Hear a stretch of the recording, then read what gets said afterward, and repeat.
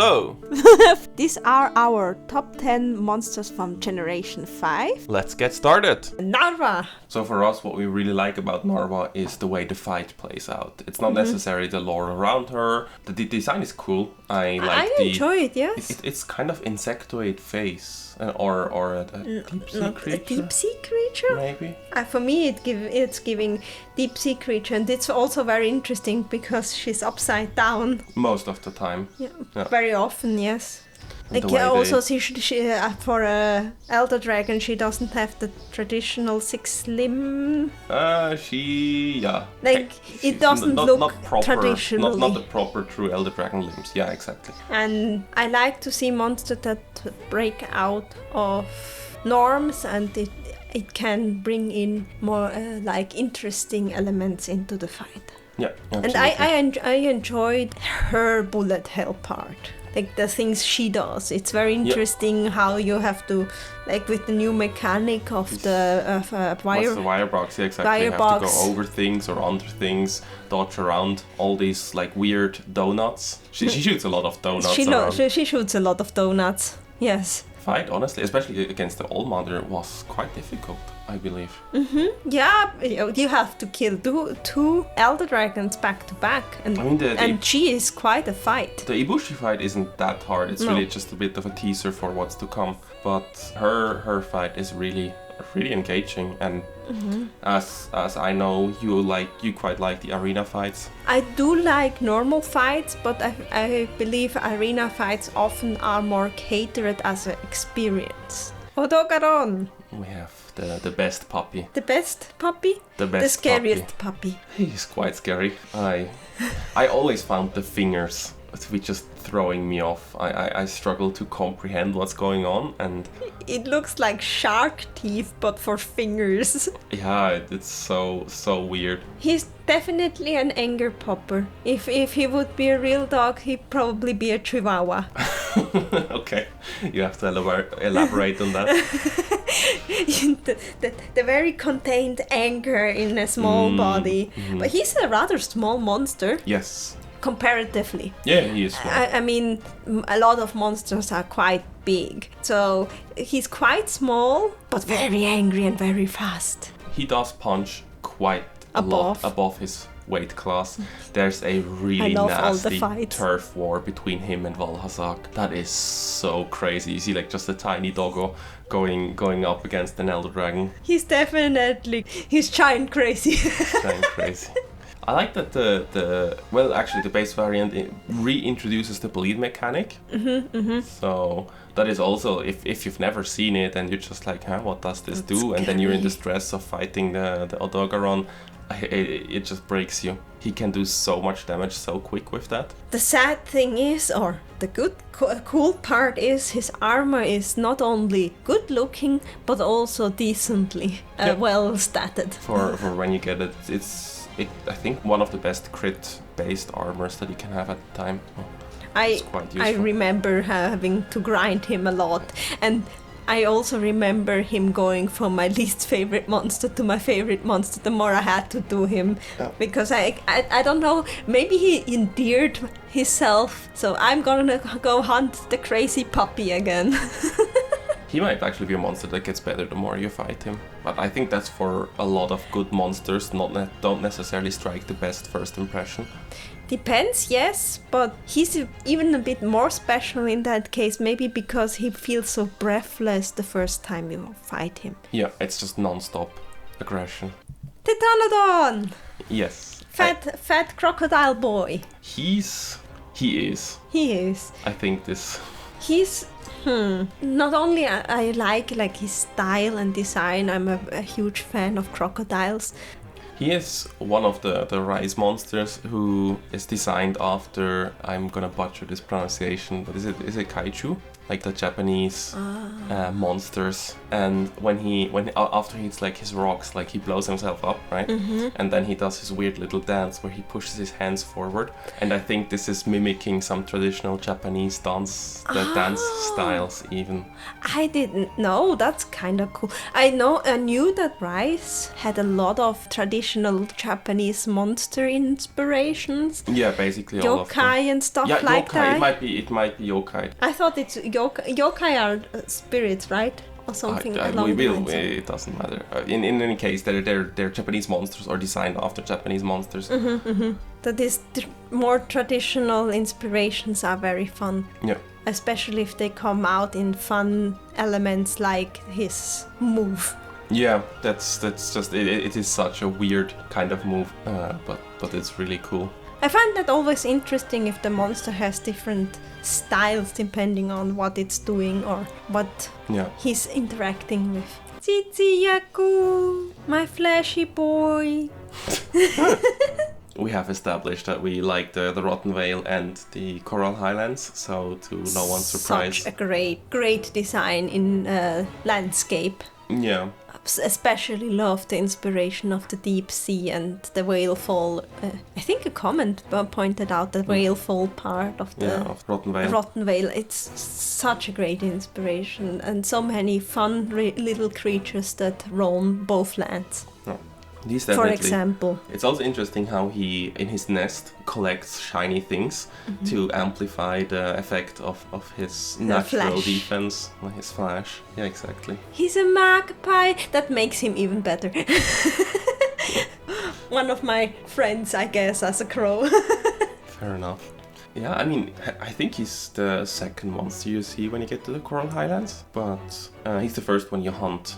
And at the time you're kind of over leveled, so the fight itself is a little easy to underwhelming, but as a support monster when you're hunting anything else, it's just always great when he comes along. It's so fun if he flashes you or the monster, and usually both, and then he's just, hi, I'm here and I'm gonna flash you. It's especially funny because all the other Coral Highland monsters can fly. And the one thing that's really good against flying monsters is flashbanging them. So he's the perfect counter to his peers. Oh, he's so fun. He's also, I love the colors. Yeah, I mean the thing looks great. It's your baby. We need Leviathans. When Rise, like when the trailers came out and we saw finally some more snake-like or Leviathan-esque monsters, I was so happy because of the whole thing with the broken skeleton in World. And just Almudron for me ticks all the boxes. His movement, the way he flows through the mud, I guess, and through the water. It's so cool. You do appreciate your snake-like monsters, huh? I guess. Yes. He's interesting. Like he has this beard kind of thing, not just the part where the mud sticks to it, but also like the really long. I'm not sure if it's whiskers. It reminds me of the fish. Like there's some fish. Koi or something that have maybe like a koi or a wels. Wels. It's a little like a catfish, yeah. I mean that's probably why the catfish are called. I mean, like he deals in murky waters. Probably sight is not his main sense to rely on, so probably he needs his whiskies to tell him what's happening around him. His mouth really reminds me of catfish in that case. Yeah. But also like how he kind of moves through the mud. It also reminds me of these like proto-fish that the little kind of those thingies that have two legs. Basically two kind of legs that just jump around and then they spit around with their mud. And he also has a phase transition where he gets like this huge mud ball that also is like a huge weak spot, but then he also has then the toxic mud that really changes the dynamic of the fight, because up until that point his mud wasn't really a threat, and suddenly you're just standing more in nuisance, it. Yes. Yeah, then you just take a lot of damage from it. You know what he also reminds me of? More Asian traditional dragons. Yeah, right. They also often have this kind of things, right? He might actually just be a dragon, a dirt dragon. A dirt dragon. Or a mud dragon. Yeah, he's cool. You could be cool things. Or a dirt dragon. Nergigante? Return to the Elder Dragons. There are really good designs, and I kind of feel bad to putting a flagship on this list because it goes against your pointing out more niche monsters. Yes, okay. Especially great niche monsters, but he's really good. He's really fun. I love his music. Yeah, just we start. I mean, the Ruiner Nergigante music especially is better. The Ruiner Nergigante music, yes. But overall, he has also a very interesting mechanic. For once, not a definite associated element is also interesting. Yeah, basically just a neutral dragon. He gets bleed as the Ruiner version. But he also has like these crazy puppy vibes, right? Like the Odogaron that is like, I want to hit you, I want to hit you. He's really hyper, yes. He's so hyper aggressive. I remember the when people didn't know how to dodge his one attack, where he just basically destroys everything in front of him. The one he flies up, and the funky thing is that everything below him is also a hitbox, so you can stand anywhere and get hit. It feels like anywhere close and you still get hit. But also cool armor. Yeah, I like his armor. Cool armor, cool design. The fight also is very dynamic because depending on where his horns have hardened, you cannot really strike him. Right. So you really need to keep on your toes on where you can also hit him to punish him. And then at the end of the fight, where he retreats to kind of his camp, like the new area in the Elder Recess that you unlock after fighting him. Elder Recess is also fun. It's also a very pretty and differently designed area. I guess it is very unique, definitely. And he's kind of the master of that place. I'll take Nergigante over Kushala and Teostra any day of the week. He also gets introduced nicely, like you have the whole progression of when he shows the first time up eating Zora Magdaros, and at the very end, after you beat Shara Ishvalda, he just wants to eat the dragon. Shara Ishvalda gets back up, and then just Ruiner Nergigante shows up and he's like, nope, that's my meal. That's my snack. I mean, you have to be quite a badass to be just like feasting on elder dragons. That's such a But also move. Seems a bit like he's a vulture. Yeah, he kinda, well, he kills his own prey. Fair enough.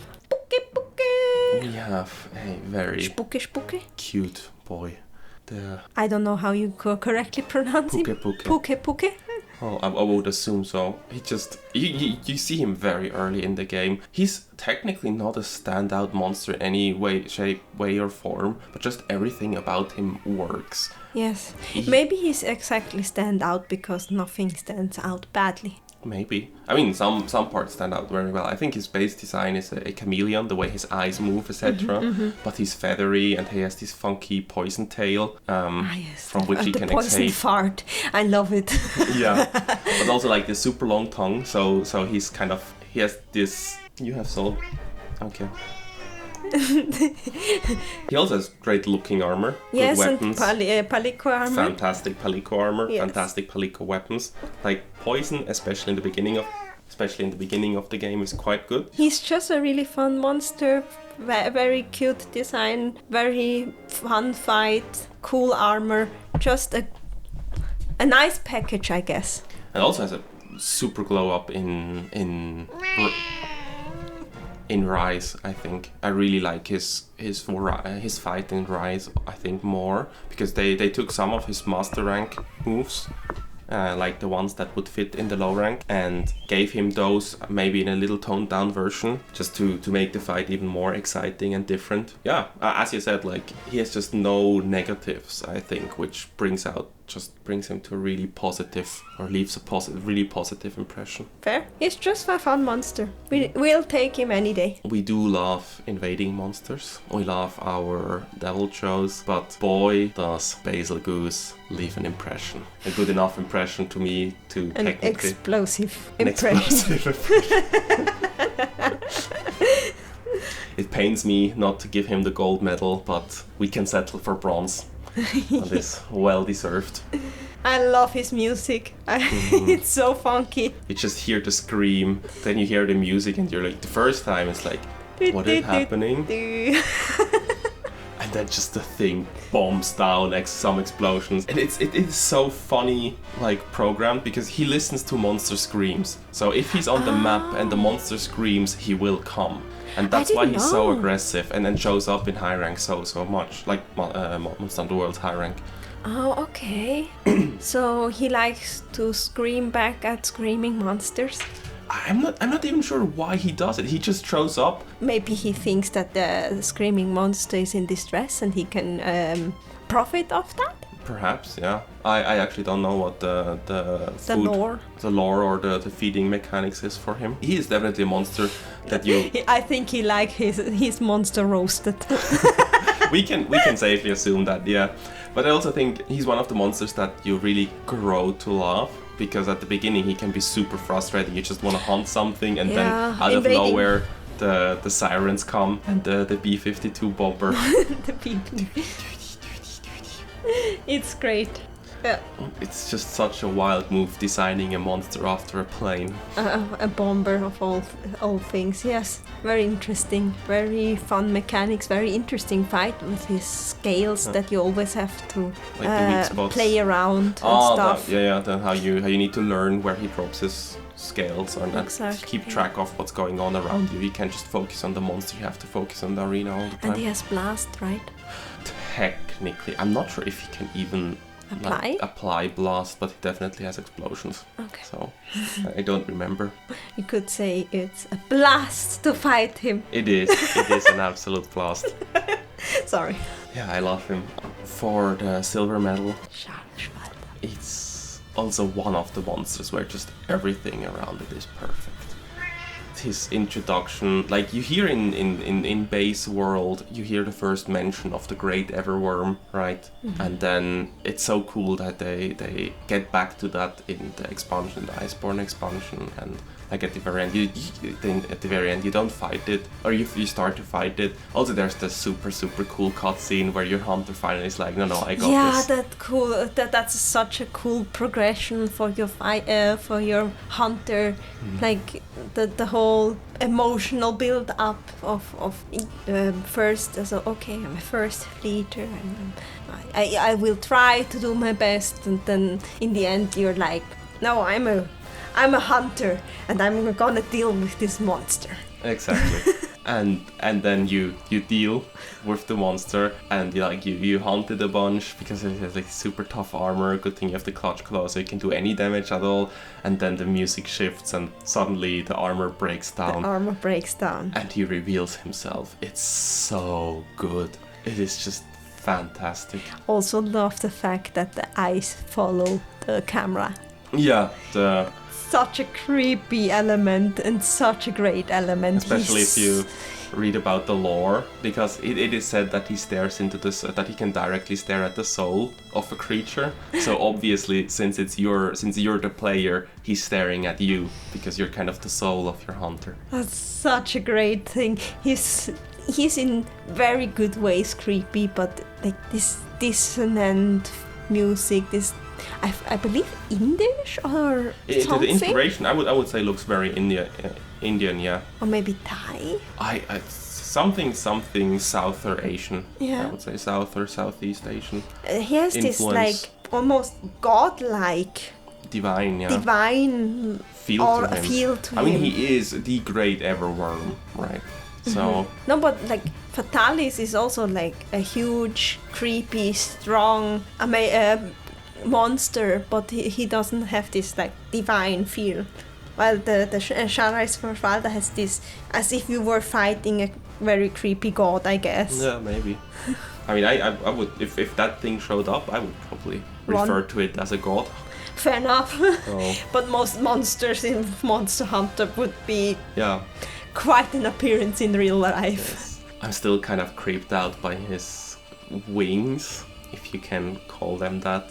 Wings. Looks like a lot of arms, like this statues. Yeah, the Indian, the goddess, or I think it's a goddess. We'll get put so up much a picture. Wrong. We can compare that. But yeah, that is actually quite likely the inspiration for it. And it's also cool that he actually, as we discussed before, controls sound or wind pressure. Sound pressure. Same thing. But whatever. It's just, even the music that you hear when you're in town, when you can hunt Shara Ishvalda, and then in the camp, it just has this very nice this undertone, this musical instrument that is always there a bit, metallic even a bit. It is, yeah. It's just a very different style of music. Like you really feel that this is a strange creature, and then they really went for the full-on Stranger Things feel. Yeah. So for our gold medal spot, I mean, very interesting that he got there. Not at all. If anyone has listened to us, it is so obvious that it's gonna be the Rotten Vale King, the keeper of Hades, Vaal Hazak. It's just, everything is great about him. He has the perfect amount of creepy, difficult fight, but not punishing. Well, actually, very punishing. Very punishing Very if you punishing. do it wrong, yes. Incredible music that you've been built up a lot, because it's the first time you hear like the full Rotten Vale theme where all the instruments come together. And he really feels like, or because he's so great because he was designed for the arena. Yes, the Lord of the Rotten Vale, and since the Rotten Vale is such a fun, interesting place, the Lord of the Rotten Vale also gets the honors to be a very interesting, very fascinating monster. And I'm quite confident that he probably was designed alongside the Rotten Vale. Like, he was always meant to be there, and they had always planned to have this monster there. It just fits all the things. Where Namielle kind of feels like an afterthought for the Iceborne expansion, he is really baked into the lore and everything there. So beautiful design, creepy design, I guess. I love the two mouths, the inspiration of on a deep sea, and this flesh hanging off of him. Yeah, the way he cool. wraps himself in dead skin, it just gives such a vibe. It's so interesting. His claws are super like broken and bent to the side. Love him. Perfect, peak monster. He also has all the bells and whistles going for him. Great music, great design, great armor, great weapons. Exactly. Just does all the things. Very interesting mechanic. He has his own mechanic even. Like, yeah. He's not even a flagship, and he got his own element. That's normally something that's reserved for flagship monsters. Fair enough. So he did get a lot of special treatment, and it shows. It's just a fantastic monster. So we would like to hear your favorite monsters in the comments down below. Yeah, so this is our list, I guess, or our agreed upon list of the top 10. Fair enough. Opinions can always differ, so yeah, let us know what your favorites are. What your favorites are, and we hope you're about as excited as we are for Monster Hunter Wilds and the 6th generation coming up. Thank you for listening.